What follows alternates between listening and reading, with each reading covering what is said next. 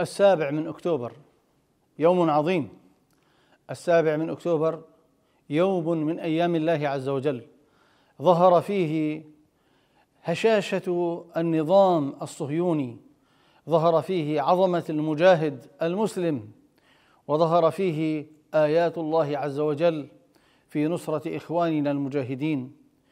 في يوم السابع من أكتوبر من العام الماضي حطم 1000 من شبابنا أسطورة الجيش الذي لا يقهر.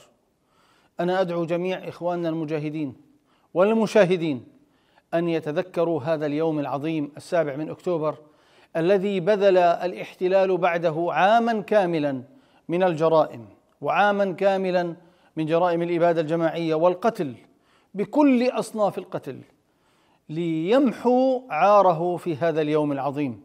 في هذا اليوم قلب إخواننا المجاهدون الطاولة وقلبوا المعادلة، وأظهروا للدنيا كل الدنيا أن هذا الجيش مقهور مدحور، وأن المجاهد بإذن الله منصور، وهو بطاعة الله عز وجل مأمور.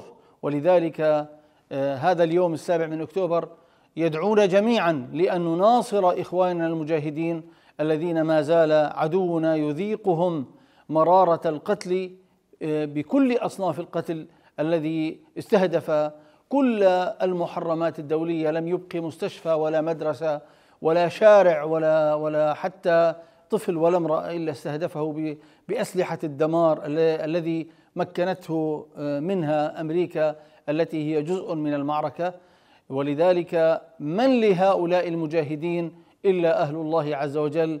فيا من كنت تتمنى أن لو كنت في جيش المجاهدين ما زال بإمكانك أن تكون جزءا من هذه المعركة، أن تقدم لإخوانك الدعم، لا أقول الصدقة ولا التبرع، ولكن الجهاد بالمال، لتكون جزءا من السابع من أكتوبر العظيم، ولتكون جزءا من هذه المعركة التي يكتب فيها أبطال الأمة التاريخ الجديد والحديث لهذه الأمة، يعيدون لنا أمجاد خالد وأمجاد عمرو بن العاص وأمجاد سيدنا سعد بن أبي وقاص وغيرهم من صحابة رسول الله صلى الله عليه وسلم.